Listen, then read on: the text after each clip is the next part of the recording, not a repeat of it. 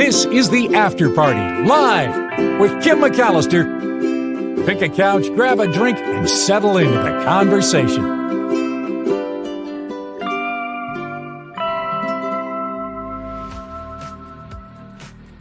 It is the After Party live. Oh, my computer's all messed up. Wait, okay. Can you see the, okay, all right. Hi, everybody. Thanks for your patience. Thanks for hanging out. And thank you for watching the Mark Thompson show. It was a good show, even if Tony wasn't there. We tried. You guys know I'm slow at bringing up videos and doing all that stuff. I need to get faster at it. You'd think by now I would be, but you know, hopefully we'll get Albert or Tony back in tomorrow. But thanks for your patience with that. There's some things happening at my house today that are big. First of all, I got through that entire show with a spider in my office. Over here in the corner, there's this fast black furry spider running around. So if you hear me scream in the middle of the show, that's why. Today, maybe right now as we speak, Julia is at her driver's test at the DMV. So by the end of the day, we could have another licensed driver in the house. We'll see how it goes. She's doing pretty well. I'm pretty proud of her. And she's mastered the art of parallel parking. So I think she's going to do well. Fingers crossed on that. And today, Jacob had his very first filling. And this is why we brush our teeth, is what I'll say to him later on. He is pretty freaked out when they came at him with the numbing shot, but it's his first cavity, age almost 12. He'll be 12 next month. So, I mean, pretty good, right? As far as, I think I remember I had my first cavity at the age of 6. So I don't know. But I'm hoping that's the end of the cavities. So maybe we'll get better hygiene. Sometimes I feel like I tell him to brush his teeth and he just totally says he does it and doesn't really do it, or does it half-heartedly. So does she know how to use a clutch? She does not, but she wants to. We just don't have a manual manual gear shift car anymore. But I remember buying one, not knowing how to drive it. My husband taught me how to drive it.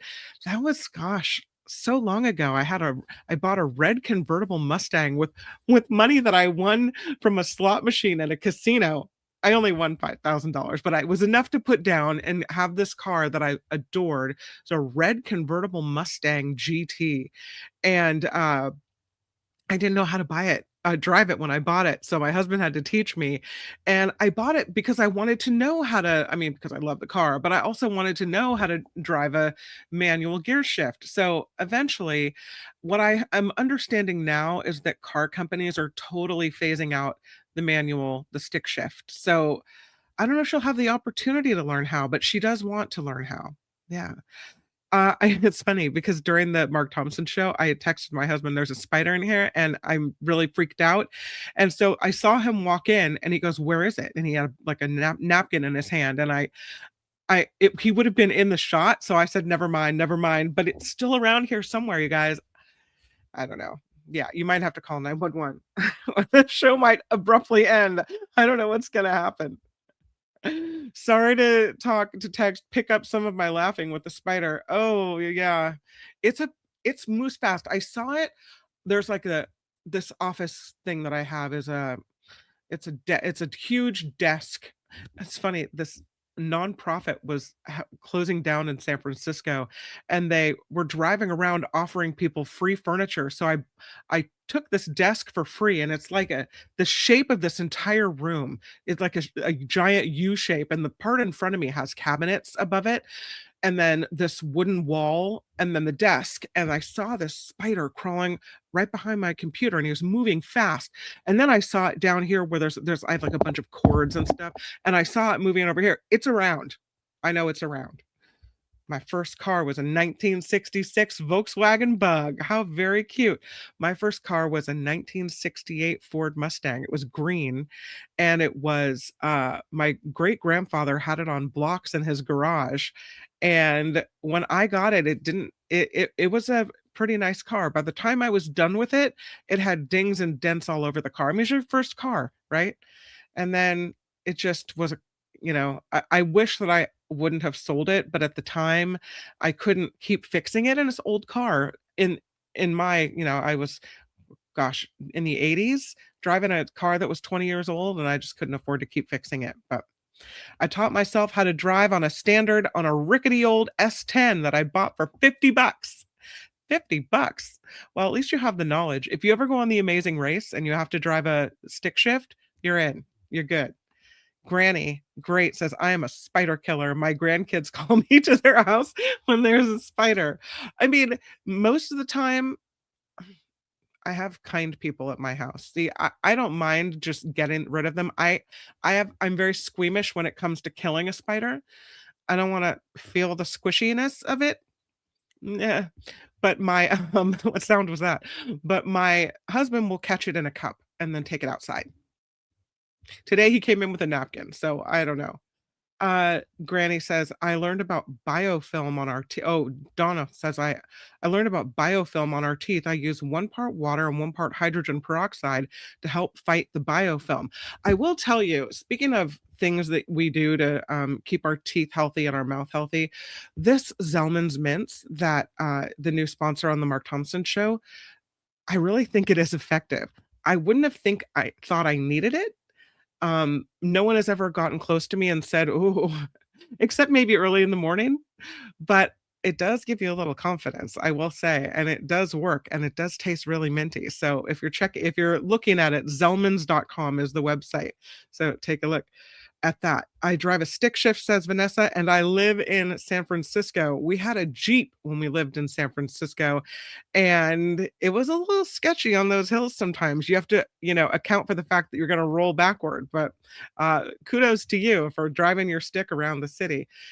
Heather says it's a good skill to have, especially if you ever rent a car in Europe. Oh, do they have the stick shifts in Europe? Nice. I did rent a car in Luxembourg, Belgium. I rented a car and drove it to Germany, which isn't really that far. But I think it was an automatic. Years ago, says Katie, a boyfriend decided he wanted to teach me clutch. That relationship did not last long. Yeah. We bought a Datsun with the clutch. The salesman taught my wife how to shift. That's a way to sell a car. Sell the car and then teach you how to drive it. I like spiders, says Mama. They keep the ants from coming into my house. I don't want any of them into my house. I like them all outside. I know they all have a place in our world, in the ecosystem. I just don't want them in my place, if that makes sense. It looks huge. I haven't had a car with a standard transmission in years, but I drove one last year for the first time in 20 years. You never forget once you learn how. Yeah, it's that feeling, right? Totally. Your desk is a room. It is, Phineas. It is a room. Absolutely. I've toyed with the idea of getting rid of it because I have a desk. My mom was getting rid of my dad's old desk, which is sentimental to me. And so that old desk is in the garage. It's pretty big, but it doesn't take up the whole room. So I don't know. One day you may see this whole setup gone in here, but there's so many counters that during the pandemic, people could have different workstations in here. So, but the bad part of it is I no longer have a guest room because it's all office. It's all a desk. No. Mindy says spiders are good. Okay, Mindy. Yvonne says, my aunt had a red bug and her husband worked at the drive-in movie theater. We used to go early and ride the bug up and down all the humps with my sister and I in the back flying up with no seatbelts. Isn't it amazing that we managed to live through these decades past? Crazy. Ms. Organic says, mine was a Smurf blue Datsun 510. It was so cute. Donald says, I inherited my grandmother's old Dodge Monaco. I don't even know what that looks like. Dodge Monaco. Okay, we have to look at it because I have no idea. Usually you say the make and model of a car and I have some idea. Oh, wow. This is a Dodge Monaco. And here's a 1968 Dodge Monaco. That's pretty snazzy. If it looked anything like this, that's pretty nice looking, Donald, I have to say. If we come away with anything from the show today, that's what a Dodge Monaco looks like. Look at that. A 1968 Dodge Monaco V8 in turquoise and white. That's a nice looking old car. Wow. That's back when they put the car symbol actually down under the grill, under the hood. Wow. Look at that. That's a pretty nice car. What a tank. Granny says my first car was a 1948 Ford convertible. 1948? And wow, okay. All right, Granny Great. Mine was a 1974 lemon yellow Corolla with a brown soft top. Wow. I think this might be my favorite part of the conversation of the show is this conversation. Yeah, it's awesome. Uh Clutch Cargo had a pet dachshund named Paddlefoot. Am I right? I finally sold my '06 GTO a few years back. Driving a 6-speed in Silicon Valley traffic was killing both me and the poor car. I can imagine. Sandy says my first car was a BMW 320i. Can't remember the year, but it was from the 70s. I only drove it a couple of months before I got into a wreck and my parents took it away. I was 16 at the time.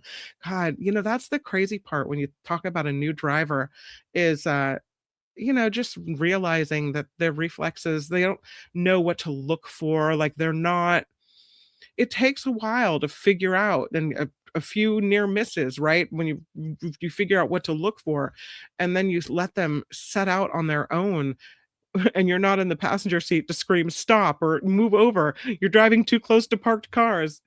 I hope it'll be all right. All right. Driving a stick shift in SF is a little bit of a challenge, says Hilo Karen. Yes, it is. Heather says my first car was a 66 MG midget. My best friend had an MG midget. That was her first car as well.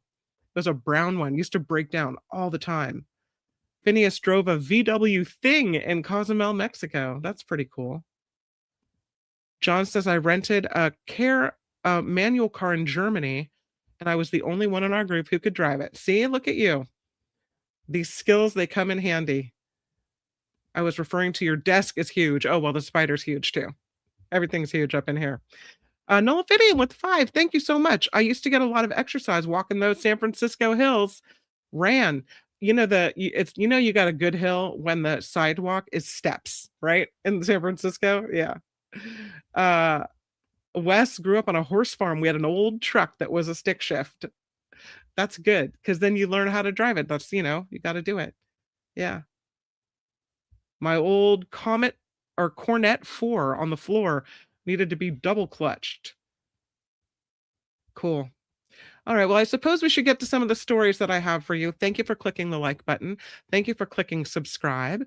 And thank you for the contribution, Nullifidian. Much appreciated. I should say before we start that the PayPal information is in everyday's show description. So if you're looking to contribute in that way, that is in the show description and in the About tab. So you can find it there. And thank you to everyone who does contribute in that way. I saw a couple emails pop in from teacher Lori who has some show ideas that I will likely use tomorrow. So thank you for that. And thank you to Wes, who today pops in with 5. Much appreciated. Wes yesterday with 5 as well. Amy P with a recurring payment. Thank you so much for contributing. Really appreciate it. And again, the PayPal information is in the show description. But today I wanted to tell you about the sexy times of beluga whales. It might come in handy sometimes. You never know when the topic of beluga whales will come up. I have a beluga whale video that I want to show you, but it turns out that beluga whales, when they are breeding, they sleep with a lot of different other beluga whales. Now, the thinking is that the article's title is The Swingin' Sex Lives of Alaska's Beluga Whales. The thinking is that the multiple partners thing they have going on is the assurance of, better gene pool spreading out. So there's a reason for it, but still. Apparently they have a lot of fun. Here is video. Now it's not video of them getting it on. I will say that. But it is video of them swimming around. So we'll watch that while we talk about beluga whales. To survive this isolated population of only 2,000 whales has to be smart about their mates. And so they really sleep around multiple partners. They did a study, did some research, And this endangered species in Southwest Alaska's Bristol Bay has this strategy of mating with multiple partners. And they think, the researchers, that this may reduce the risk of inbreeding in this group of just 2,000 whales and maintain genetic diversity. The findings of the study are published today in the journal Frontiers in Marine Science. It was a 13-year-long study where scientists collected genetic samples from 623 beluga whales in Bristol Bay. And while they did that, they observed their ages and their social groupings, and they found that this isolated beluga whale population has little or no mixing with other populations elsewhere in the Arctic and subarctic. They said the degree of isolation gives biologists a unique opportunity to study this distinct population. And I will go back and replay that. There they are. They wanted to determine which mating style this population engaged in. Was it polygynous, polyandrous, polygynandrous? I don't even know what all those things mean. But what they found is in polygynous mating, one male mates with multiple females, as seen in many bird species. In polyandrous, one female mates with multiple males, which is similar to what female mice do. And in polygyandrous, mating is when both males and females have multiple mates. Since these belugas live 30 to 50 years on average, some as long as 80 years, the team looked at what happened during one mating season instead of over their whole lifetime. And they found that these belugas engage in a polygyandrous system. That's when both the males and the females mate with multiple partners over multiple years. So they're really getting around. Instead of reproductive success being dominated by a few individuals, according to popular science, it's more spread out. The mate switching results in many half sibling offspring and few full sibling offspring, and could reduce the risk of inbreeding and then help maintain that genetic diversity in this 2,000 whale population. So, pretty small population. And that, they think, is why these creatures are such happy, fun, swinging people and whales in the ocean having a good time. They say, the researchers, that the findings upend the earlier thoughts about beluga mating because males are much larger than the females and aren't frequently seen with mothers and calves. The researchers thought the whales were more polygynous, where the males were just breeding with multiple females. And it turns out that's not the case at all. Totally different story. That the study also indicated female belugas have their own equally fascinating reproductive strategy. That instead of sticking with one partner, they frequently switch males from one breeding season to the next. And this could be a form of risk management, allowing the females to avoid pairing with low quality males and increasing the likelihood of creating healthy, genetic, diverse offspring. It is, and here's the quote, a striking reminder that female choice can be just as influential in shaping reproductive success as the often highlighted battles of male to male competition. That such strategies highlight the subtle yet powerful ways in which females exert control over the next generation, shaping the evolutionary trajectory of the species. And that is why the beluga whales are getting it on big time in the ocean. Here's a story about chocolate. I talked the other day about I think we had a trivia question, is what's the only food that doesn't go bad? And the answer was honey, but someone, maybe Sandy or Yvonne, said chocolate as well. And I had commented that chocolate sometimes turns white, which I think is a sign of it going bad. And it turns out that's not true at all. It is not mold. It's just molecules moving around. Found this study in Popular Science today about why chocolate turns white. And I didn't know, maybe you already knew, but I thought I would share the story with you. There's a professor of food science at the University of Wisconsin named Richard Hartel. And he says he always gets asked, why does chocolate turn white? It's called chocolate bloom. And if you looked at it under a microscope, you would see that chocolate is a mixture of cocoa particles, sugar crystals, and in milk chocolate, milk powder. And it's all held together by cocoa butter. And sometimes some of these ingredients move around. And that is what makes chocolate turn white or bloom. There are two main kinds of chocolate bloom, a sugar bloom and a fat bloom. Who knew? Professor Hartel did. He said the sugar bloom usually happens from the refrigerator. So when you take a cold chocolate bar out of the fridge and you leave it unwrapped on the counter, water from the surrounding warmer air can condense on the cold chocolate surface, just like you would see condensation on a window pane.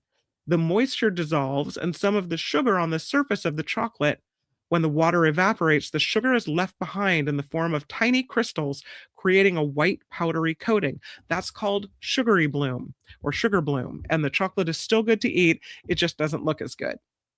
They said to avoid the sugar bloom, you got to wrap the chocolate up very well if you're putting it into the refrigerator or freezer, and then allow it to warm to room temperature before you unwrap it. This prevents condensation from forming on the actual chocolate. Now, for the fat bloom, this is when chocolate gets old or warm. So, chocolate can also turn white when it's not stored in the fridge.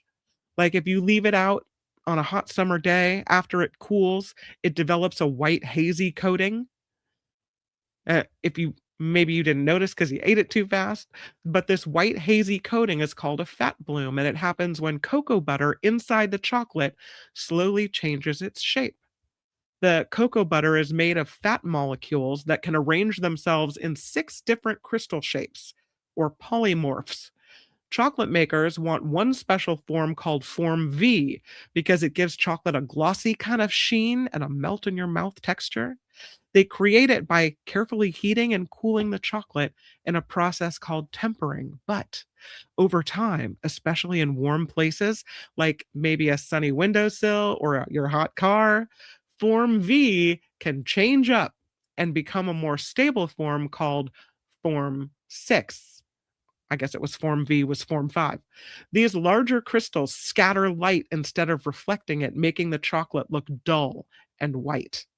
The fat bloom can form on chocolate at almost any temperature, although it's generally slowed as the temperature goes down. That's why most chocolate brands will recommend storing chocolate in a cool environment, usually 57 to 61 degrees.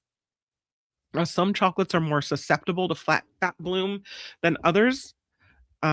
This has got to be a great job. In 2008, scientists from Canada and Sweden looked at chocolate under a microscope. They discovered chocolate with a microscopically rough surface was more likely to form a fat bloom. All those tiny cracks create more places for the fat crystals to grow. The filled chocolates, like if you had one with a peanut butter center, are more likely to fat bloom. The liquid fat from the filling can move into the chocolate shell and speed up the process. So that is why chocolate turns white. A fat bloom and a sugar bloom. Did you already know that? I bet mama already knew it. I didn't know it. Uh, yeah, and it's only on the surface and the chocolate tastes totally fine. There's no effect other than a visual turnoff. So you're free to eat the blooming chocolate. If the chocolate is very old and the bloom has spread deep inside, the chocolate will be cracked, dry, and crusty, possibly with a waxy aftertaste. So you might not want to eat it, but it's not going to hurt you. So, yeah. The uh the professor says he has a chocolate Santa that's 30 years old, but he says he's not going to eat it. So that's why. Shall we do the lottery of the day? We haven't done one in a while. Here it is, lotto of the day. This guy from Arkansas said he followed a hunch and that led to a $100,000 prize. He bought a scratch off lottery ticket in Tontitown, Arkansas. He went to the Tontitown Z Mart on his way back from lunch and decided he was going to play the lottery. So he buys a $5 scratch off ticket. He said he was drawn on this particular day to the Fiery Five game and had just had a hunch. He said, I guess he could say, it just spoke to me. Mm. He said he was shocked when the very first row revealed a $100,000 prize. This can't be real, he recalled thinking. It was really hard to go back to work after that, he said. Some of his winnings will go toward buying a wheelchair accessible vehicle for his mother in law. Once again, someone who actually deserves to win. Okay, spider check.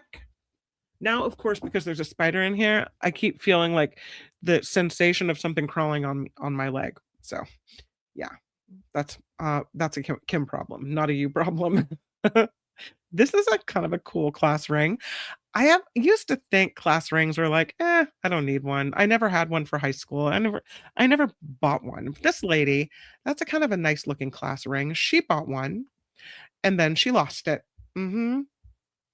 This woman is from Nebraska and she had her class ring returned to her after decades and decades.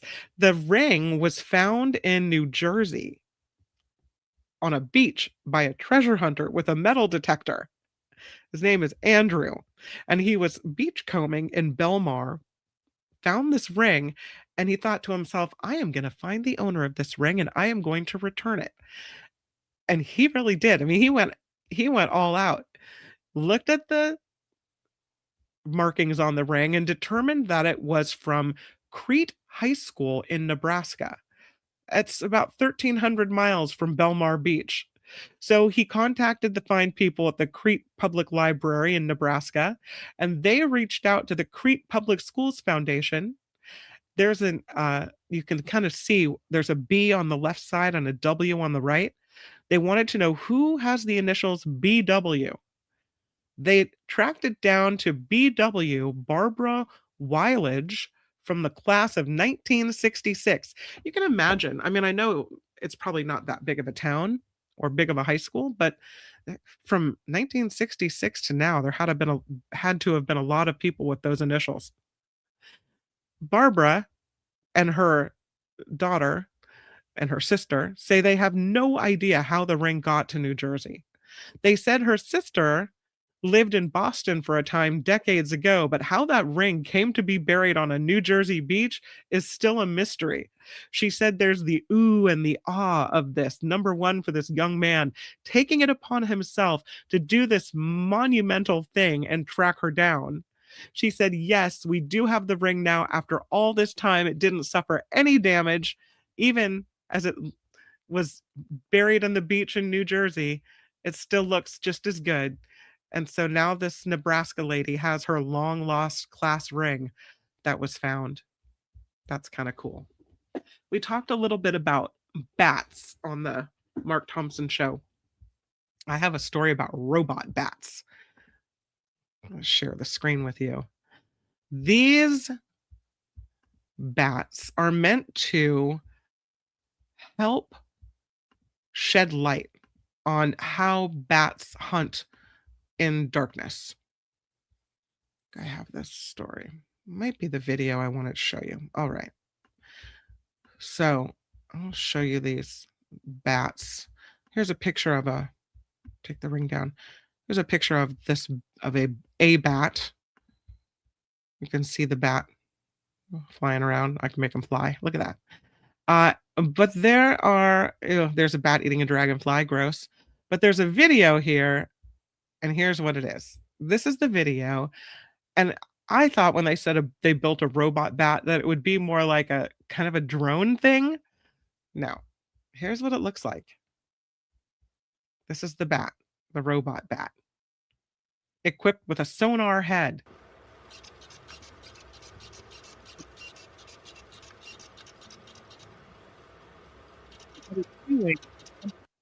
Using sonar.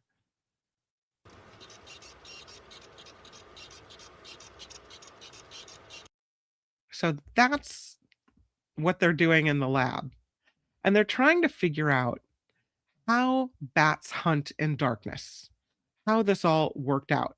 They published a study in the Journal of Experimental Biology. The study, led by bat scientist and Smithsonian Tropical Research Institute associate Inga Geipel, The robot's performance, they said, largely confirmed her hypothesis about real bats. She expected the results, but found them gratifying, she said. I'm always team bat. They always trick me, they always outsmart me. So we know bats use echolocation to find their way and to hunt. The winged bats emit rapid clicking sounds from their mouths, and then they listen to the echoes as those sounds bounce off of nearby objects. It could include potential meals. By interpreting the timing and the strength of those sounds returning echoes, bats build an acoustic picture of their surroundings. So the sonar based perception process is kind of like the way autonomous vehicles use LiDAR sensors. They're creating this mini map of the world around them. The self driving cars, they say, rely on dozens of cameras and sensors working in concerts, but bats accomplish the same task intuitively with just two ears and a mouth.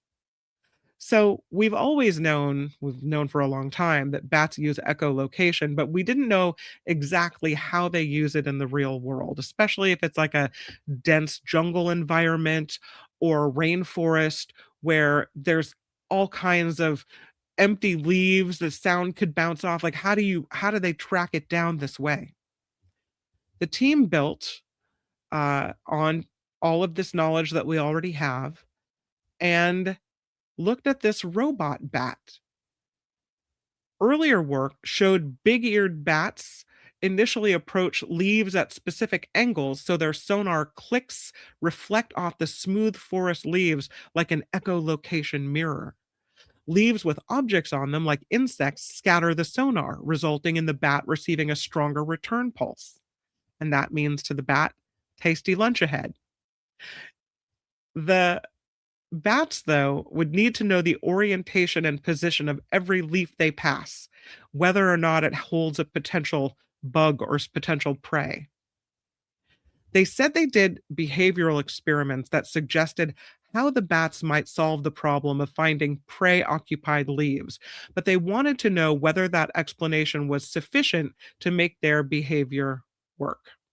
So they designed this bat robot, trying to model a bat's natural foraging technique without adding any unnecessary complexity. The resulting bat robot you see here prioritizes function over form with a robotic arm with a built in sonar emitter meant to mimic the chirps that a bat produces. At the end of the arm, binaural microphones that served as the bat's ears. The entire apparatus is mounted on a linear track, functioning as a highly condensed flight path. So condensed that it looks like it fits into what is a small office there.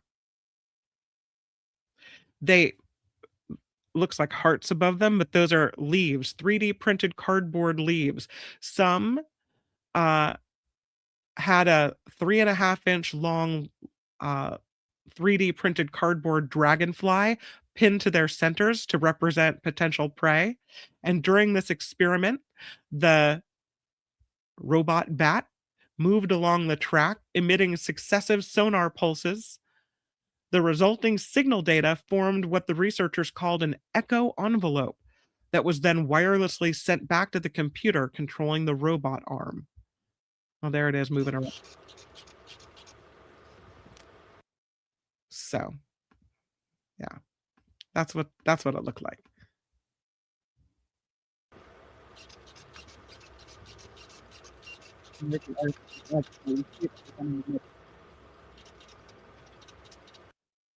And the dragonfly was captured. So the whole point is to help teach scientists more about how echolocation works, and apparently mission accomplished. Here's a really cool story. You know, we see a lot of knives and old daggers being unearthed. What about the knife sharpeners, the blade sharpeners? They found a bunch of those now too. Look at that. Hundreds of ancient Roman blade sharpeners emerged from a riverbank in England. And once they found those, they found the ruins of a 2,000-year-old whetstone factory. Yes. a factory to make blade sharpeners, 2,000 years old. Archaeologists think that newly discovered artifacts remained at the production site because they were deemed unusable. There were large numbers of completed whetstones that may have supplied other parts of the Roman Empire. More than 800 whetstones discovered on a riverbank. There could be hundreds or thousands more buried at the same site. They think this place was a 2,000-year-old Roman industrial hub. Archaeologists from England's Durham University, talking to The Guardian, say only about 250 whetstones have ever been found in the British Isles. So to suddenly find 800, if not thousands more, he said it's staggering. There's a 6-month-long excavation that was underway from the Durham University Archaeology Department. These whetstones, or stone bars, are used to sharpen blades, and they were found in Offerton, near the city of Sunderland.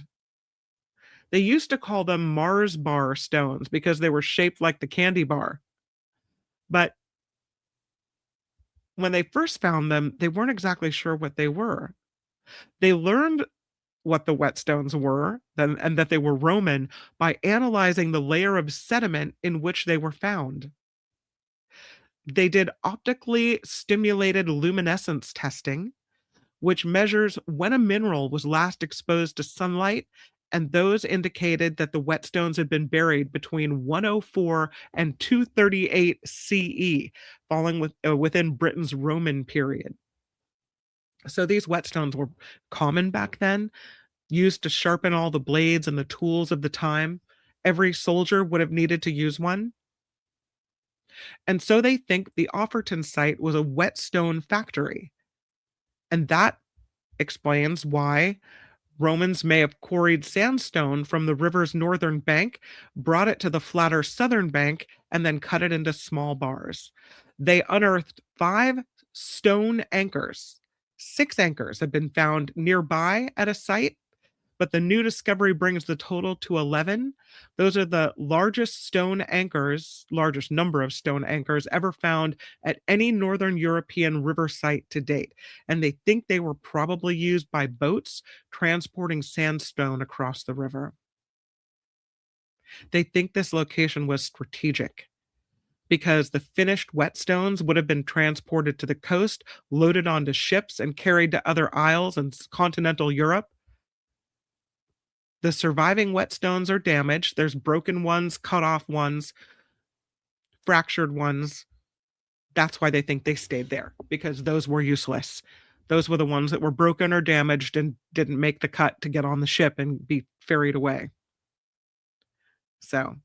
But they do say that given the number of discarded stones at Offerton, they wonder how many completed whetstones left that site.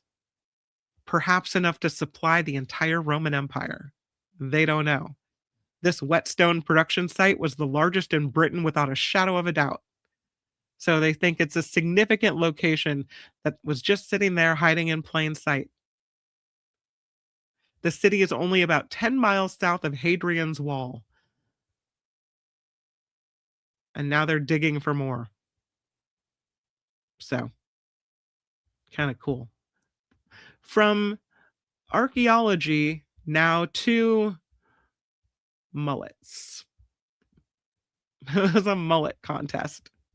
It happened at a Pennsylvania farm show where they brought out the kids with all the mullets and they had a contest, see who had the best mullet, and the crowd was packed.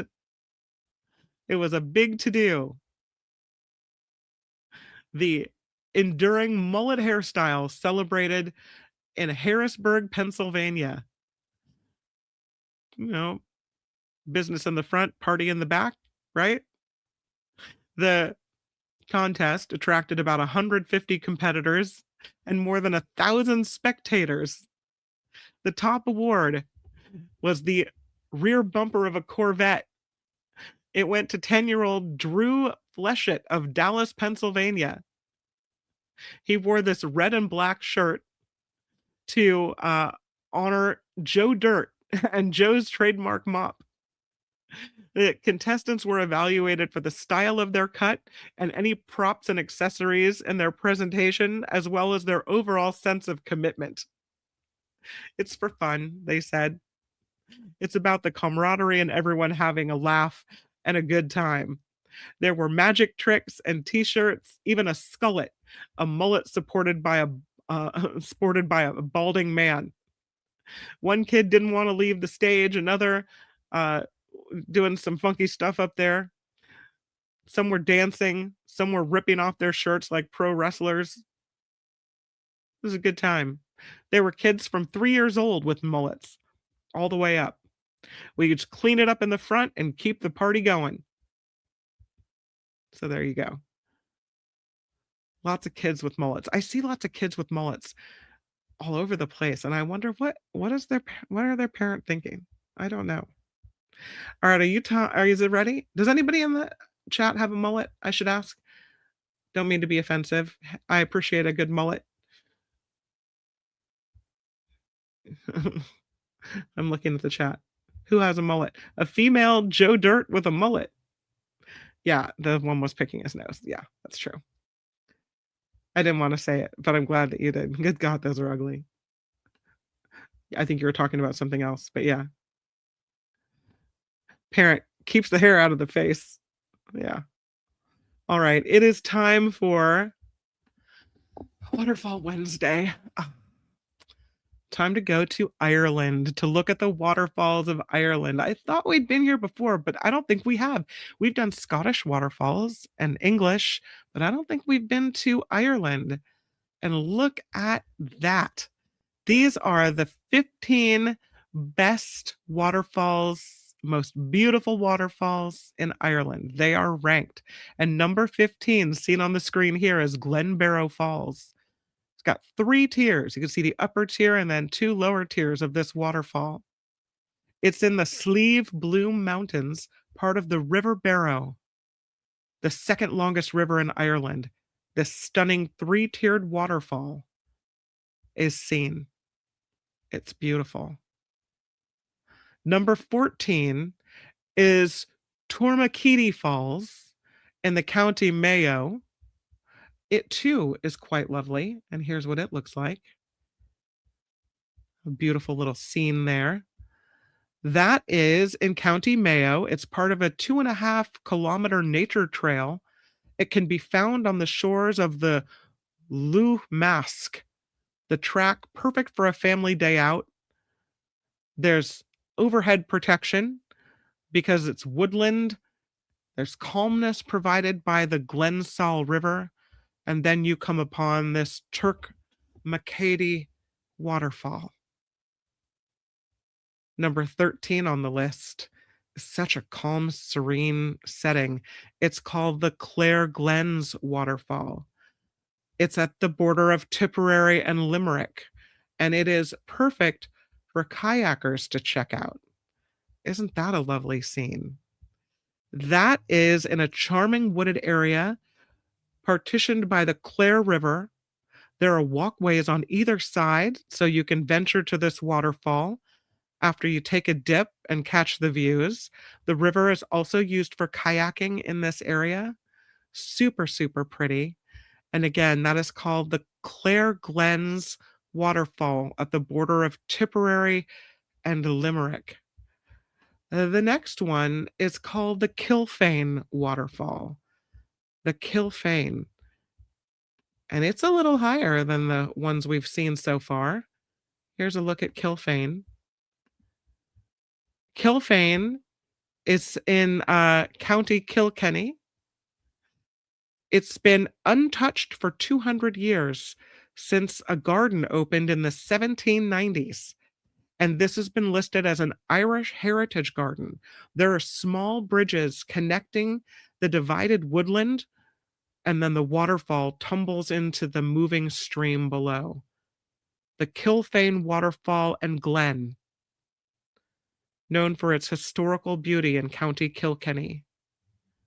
This is another pretty one, the Glen Macnas Waterfall in County Wicklow, as seen from the Wicklow Hills. Another really tall one. Let me see, have it. I think I have it. I think I have it. Wait, I do. Glen Macness is the name of it. All right, let's see if I can find a picture of Glen Macness. And here's what it looks like. Really, really tall, coming down these beautiful hills. And here it is. If it ever, there it is. Look at that. Just beautiful nature there. This is one of the most unique waterfalls in Ireland, that of Glen Macness, popular with the hikers of the Wicklow Hills. The waterfall tumbling from a height of 80 meters. It's found in the heart of the Glen Macness Valley in the magnificent Wicklow Mountains. This according to the website IrelandBeforeYouDie.com. I can get behind that. You know, Glen Macness. That's beautiful. All right. The next one is called the Glenevan. No, I'm sorry. It's the Glenechuquin waterfall in County Kerry. And it is known as one of the most beautiful waterfalls in all of Ireland. It's a hard name to say, the Glenechuquin, but it is raw, powerful waterfall at its best right there. Look at that. Glenechuquin. Natural beauty. You getting there will stumble over mountain paths overlooking tranquil lakes, and then you get to this 140-meter high waterfall that is number 10 on the list of the 15 best waterfalls in County Kerry. Well, in Ireland, but this one is in County Kerry. The next one is called Glenevan, and here it is. That is so tranquil. Glenevan is in County Donegal. It is the best of Inishowen, one of the most prized possessions of Inishowen. They can reach it if by a 1-kilometer track within a wooded stream valley of the Glenevan Waterfall Park. And apparently there are vantage points to catch spectacular views of Tyrconnell County. But that is very pretty. The next one is called the Gleno Waterfall in County Antrim. It is part of the Glens of Antrim. So, so pretty. See if I can. Here it is. With a lady taking a picture, you can see on the side.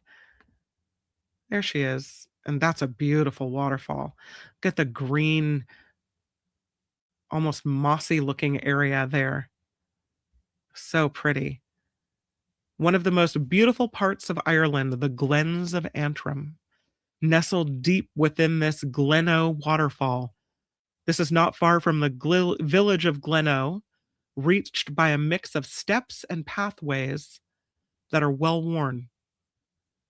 Sticking to waterfalls and looking abroad, there are some stunning waterfalls in this area.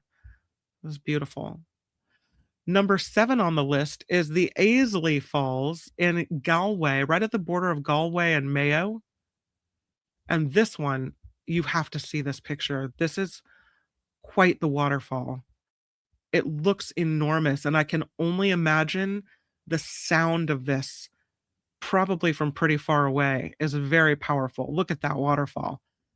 That's beautiful. And that's number 7 on the list. A picturesque landscape waterfall that crashes over lines of rocks before joining the calmness of the river Erith as it prepares to merge with the Killary Harbor.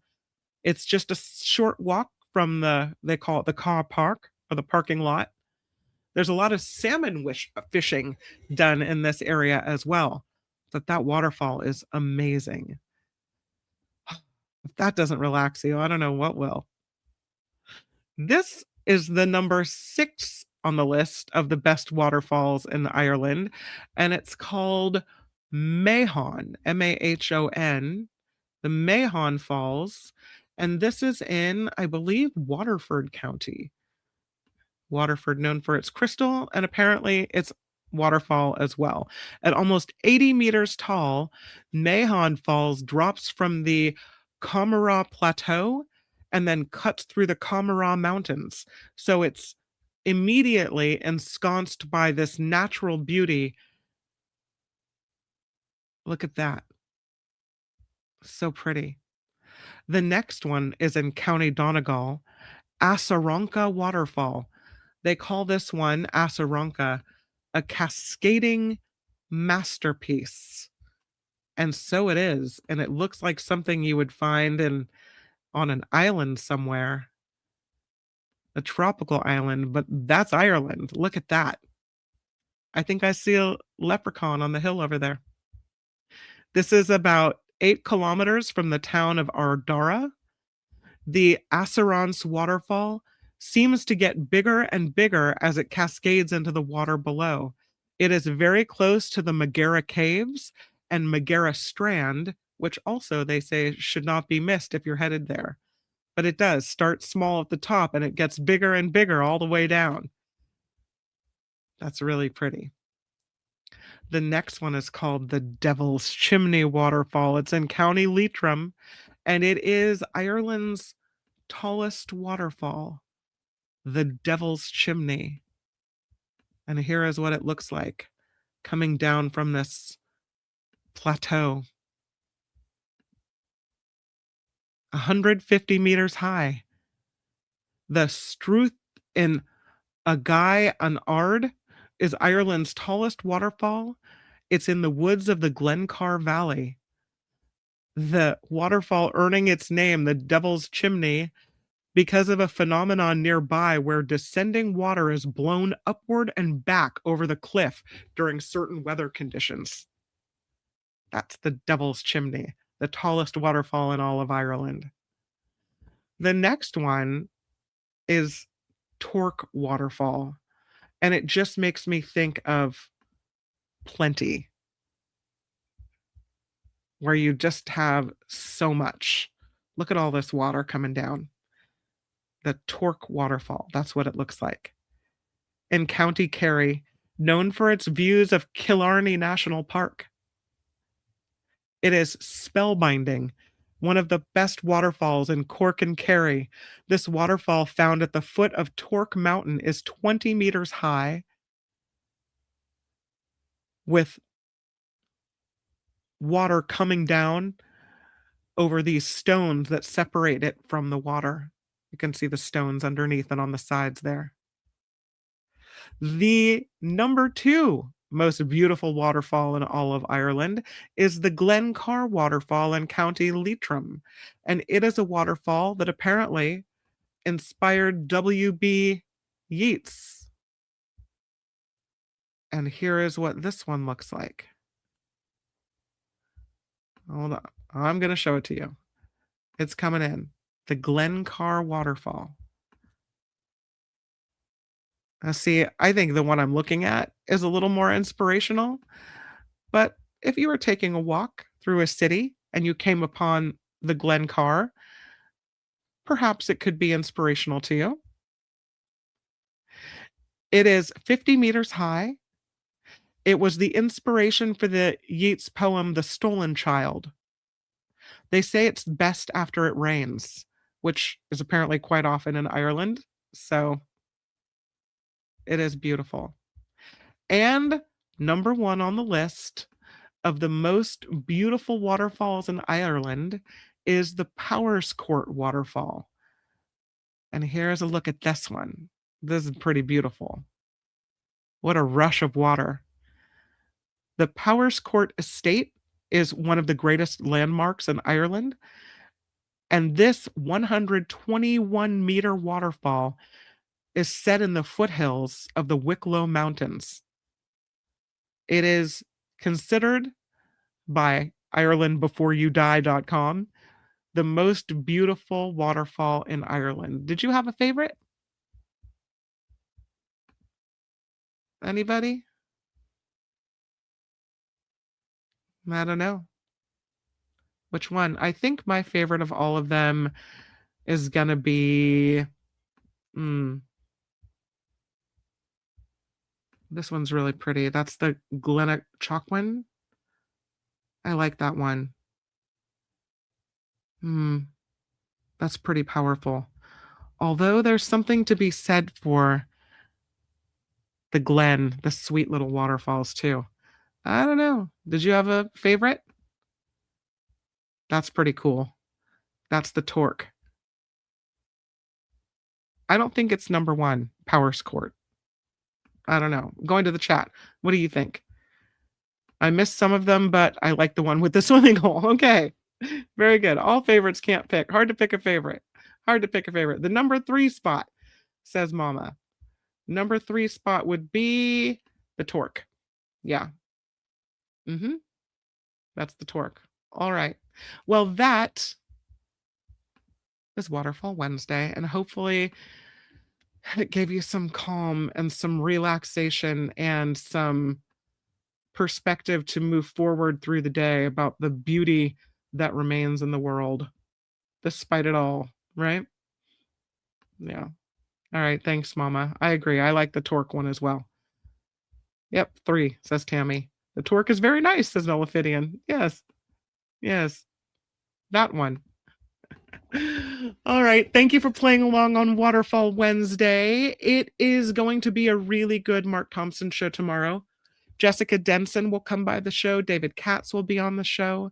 And of course, tomorrow is Trivia Thursday here on the After Party Live. And it is the Nikki Maduro show at 5 p.m. Pacific as well. So please put a little alarm on your phone to make sure and join us for cocktails, mocktails, and politics. And now I guess I'm going to get out of this office where the spider lurks.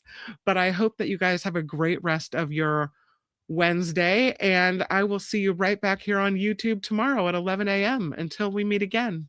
Bye, everybody. The After Party Live would like to thank the following contributors and viewers like you.